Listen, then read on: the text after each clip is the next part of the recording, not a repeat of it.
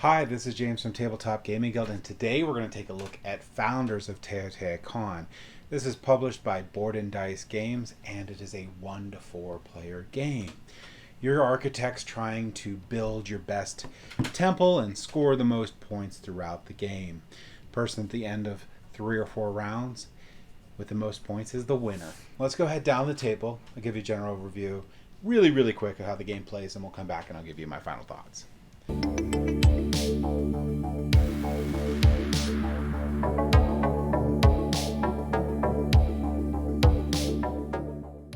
So this is Founders of Teotihuacan, and in this game basically what you're going to be doing is you're going to be going through 3 to 4 rounds of gameplay. And in the 3 to 4 rounds of gameplay, what you're going to be doing is you're going to be trying to build up your temple area and get the most points possible by the end. Now, your number of rounds will depend on how many players there is. So 2 to 4 players are going to be 4 rounds. 3 players, you'll move this little marker up and it'll be 3 rounds. At the end of every round, once everyone's rested, you'll just move this red marker one forward. Once it goes on top of the black marker, it is the last round. So right now I have this set up for a 2-player game. Now you will actually place out these action bonuses based on player count. So since I'm 2 players, they're all set. There's 2 in each place. If it was 3 or 4, there'll be 3 in each place. In addition to that, the player is going to start with a player board, a little meeple architect, which is going to start on the top, and that's actually important in this game. A little score marker here and a little score marker there, and 6 of their tokens. In addition to that, you also have 1 temple of each color in the game. A couple other things that will happen is, let me set this actually up right. Technically, you're going to only have 1 in each spot, and these are going to be set off to the side. But, just got overexcited. All right. So we're going to go over the different actions that you can take in the game during your round. You will continue to go until basically you run out of these little tokens. So what you're going to do on your turn is you're going to go in one of these places. You're going to pick and put as many discs as you want, up to 4. And the 4 actually count the bonus token that's in that space also. So if I wanted to, I could put 2 here, so that would be a power of 3. I get the bonus, and then I can build up to my strength one of these temples. Now, one of the things, and that's important with the architect, is the architect has to be facing where you're going to be building these tiles. So if I'm going to build this tile, I need to build it somewhere in these 2 areas here. I would probably want to do a strength 4, put another one on there, because 4, and put it on here. Now, when you place this down, a couple things happen. So one is I'm covering over all of the mask tiles in that area, so I will get a mask token, and these have higher points based on their stack location. So this is going to be 4, 3, 3, 2. There are all different points for these, but the sooner you get these, the more points you're going to get. So I get that, but then I also get to place resources around the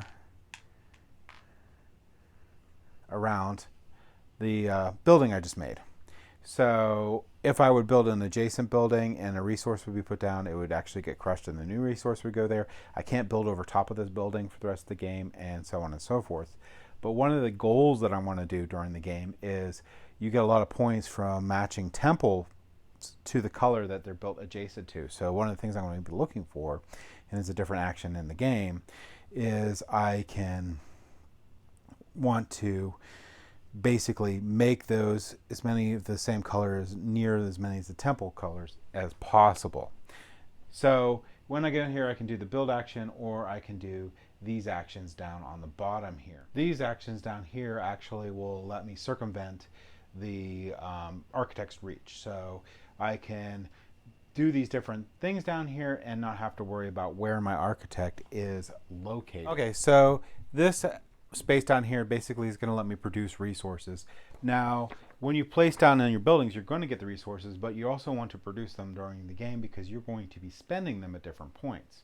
And one of the examples of spending them is going to this location here. So let's say I put my 2 control markers here, so I can get this building here. I have to pay the resources, but I have to pay resources also beyond the size of this building. So if I didn't pay enough influence on here to pay for it, I would have to pay more resources. So as it is, I need to pay a stone and a wood, but I have 3. This is 3, so I'm good.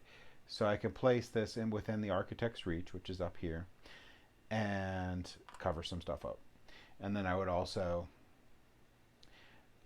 if I didn't have enough, would have had to pay additional wood. So I'd have to have these resources out there. And what are these resources, which I don't have currently to do?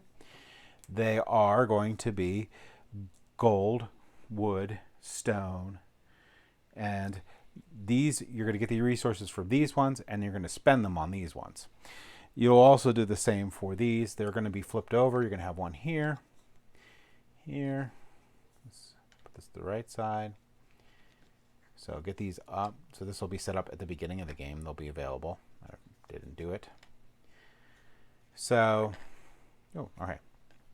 Shoot, these are flipped the wrong way. All right, so what those are for is basically when I go to this location, I have to spend the difference that I didn't pay. These are all 4, so I'd have to pay 2 resources to get these. I can pick one of these tiles, and these are bonus points for at the end of the game. So I can put that over here, and these are points that I can get at the end of the game to do different things. Like some are pretty simple. Where you can convert wood into points, and all of them are listed at the back of the book. Some of the other things I can do is I can build more temple spaces. So if I go over here, I'm going to put some out just as an example of something cool you can do. So we're going to say I have it set this way. Okay. Something cool I can do is I can pay, the resource cost is here. You're going to have to put enough of your tokens out. I would have had to rest at this point because I've used them all. And these are all power 4. So I put these out. I have power 4, so I don't have to pay additional, but I have to pay 2 gold and a wood. And I can get one of these and I can place them down. Whenever I place over top of something, I'll immediately get that bonus. So in this case, I will get a building that I can place out. Buildings stay on the outer rim. Temple stay in the middle. Another thing I can do is build up here. Now, why would you do that? Well, because if I did end up building this building, let's say I did this in a different order, I put this, would be example of why I would put this over here maybe, and have these come out. So, and let's say I put this guy here instead, because at the end of the game, this is going to score a ton of points. Basically what's going to happen is I'm going to score points because it's adjacent to this, but also the higher level one it's adjacent to is also going to give me points at the end of the game. Couple other things you can do is in this location, if I went here, I could move my guy up here instead, and then I would get the points associated. So there's going to be 2 points.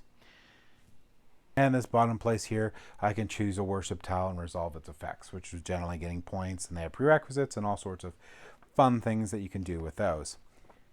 I know I just actually ran through this game really quick, but there's tons of rule videos that are out there that are really good. This is just going to give you an idea of how the game flows. So basically that's what you're going to be trying to do in the game. You're going to try to get tons of points from covering over all these masks and getting them on there. Some of them are better than others. Like these yellow masks start at 4, but the purple ones start at 7. But these gray ones, or I guess these are the purple ones, those are pink, sorry.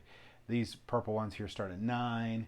So you can get a lot of points from them in the game. You can also get points from moving up your token on there. You can get points from resolving the worship tiles. You can get points from your placement of your stuff, and that's what we're going to get into last. So that's final scoring. So after you finished the number of rounds you would have, in this case 4, you would then go to final scoring. Scoring, you're just going to look to see how many of your little buildings are in the area that this is, so they're adjacent to this. So this one would be 2 points, but it also have gained 3 points because of the higher level temple tile in there.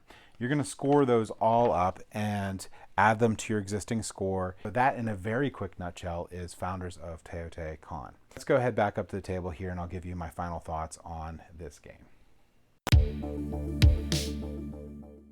Okay, so I do like this game, but a couple things I wanted to point out real quick that I didn't mention because I did the world's fastest overview of the game. There's actually not a whole lot more than what I showed, but I didn't really go over anything in depth, and I tried to do it pretty quick. So a couple things are your architect.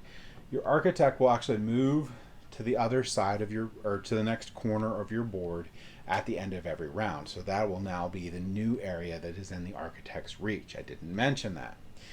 Couple other notes are that the worship tiles are super important, but gaining your resources are also super important. So there's a lot in the game of making sure you balance putting down those tiles, the ones that are on the, when the board's facing you, far left, that give you the gold, the stone, and the wood. Those are really important. And then producing for those is very important also.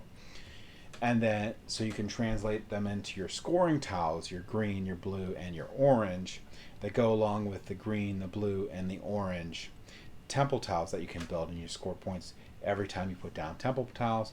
You also can cover over locations that give you points. So there's a lot of ways to gain points throughout the game and get prepared for that final round. And that final round is going to matter how you built your temple based on where you placed your green, blue, and orange buildings. So there's a lot of thought in the little sort of puzzle that you're going to do for your game. Also, how fast you're going to go for those masks, because the masks have less value as they get nabbed up. So, and getting a bunch of them is helpful. So there's like, I believe, yeah, there's going to be 2 locations each that you can cover up for those masks. So there's a lot in this game. Now this is going to be a lighter game than Teotihuacan, which I love. This game is going to be a lot easier to teach, which is a huge bonus. I basically went through and gave you the overview of the game. I would, if I was teaching it, I would actually go over those spots a little bit more in detail and just sort of rush through it. But it's not a whole heck of a lot. And I believe like the some of the how to play videos out there, they're only like 5 or 6 minutes long ish. So the game is super easy to teach, super quick to play. It doesn't take a whole that long, and the turns go by very quickly. A lot of decision on how many of these tokens you're going to use, because the more tokens you use, the less resources or bigger buildings you can get or whatnot. But the faster it is till the end of your turn, and there's not a whole lot of actions that you're going to be taking in this game over the 3 or 4 rounds that you have. So where you place things, what happens, where other people have taken things, it really does matter. And the little bonuses that I didn't go over that you can get for the placement, as long as there's no discs on it, is another cool thing that you can do. So a lot of neat things for this game, a lot of little nuancy things that you're going to find when you go through and you play the game yourself. If you like worker placement games and you like polynomial style puzzles, this game is definitely for you. This is a really well designed game with a ton of cardboard.